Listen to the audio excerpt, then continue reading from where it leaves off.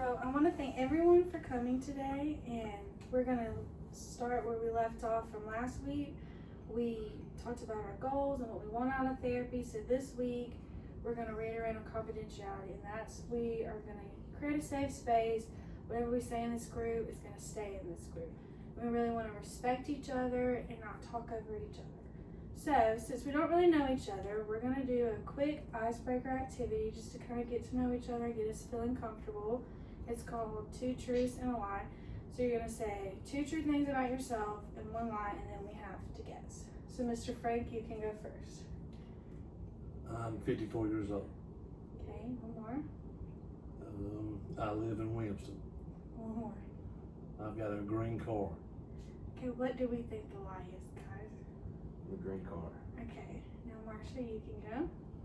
I'm 23. I have a red car. I have 4 children. Okay, guys. 4 children. No. Okay.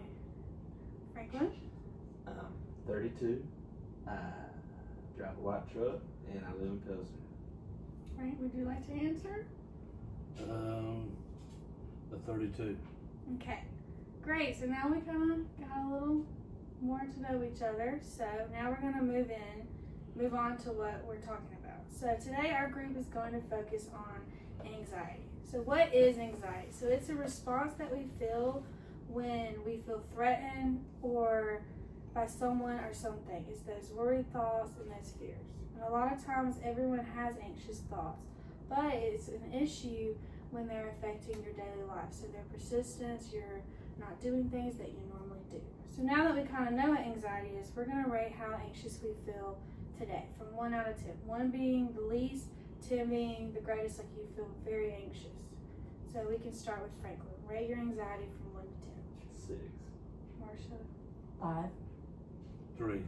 Thank you for sharing that. So now we're going to talk about anxiety symptoms. Anxiety symptoms can look different for everyone. They can transpire for different ways. They're unique to you. But we're going to talk about 3 main categories today.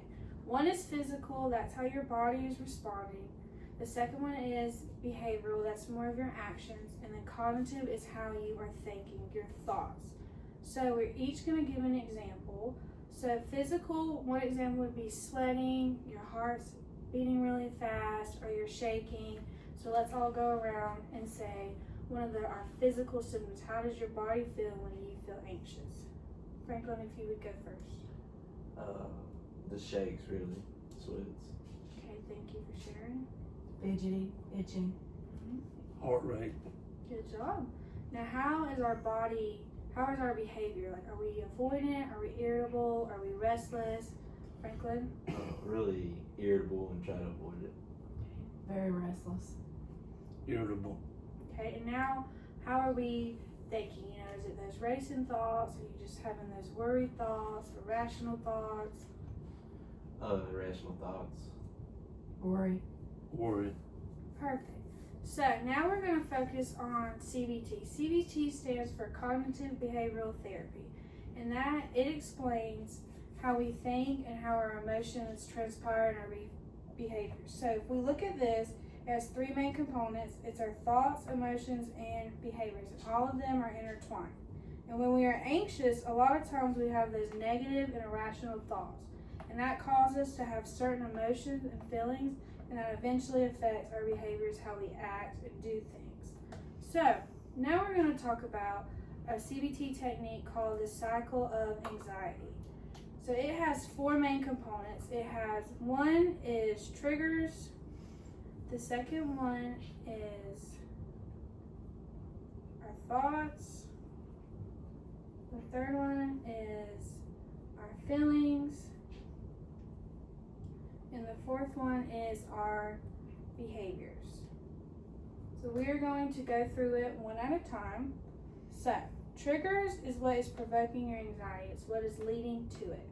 So if one of you would volunteer and think of a situation of when you felt anxious recently. I had a test coming up. Okay, perfect. So let's focus on your triggers. What provoked you? Knowing the test was coming up. So the upcoming test. Okay, so now our thoughts. That's what we have, what we are thinking. Like, I'm going to fail, or this isn't going to work out. So what were you thinking? Fear of failure and not really knowing the answers right offhand.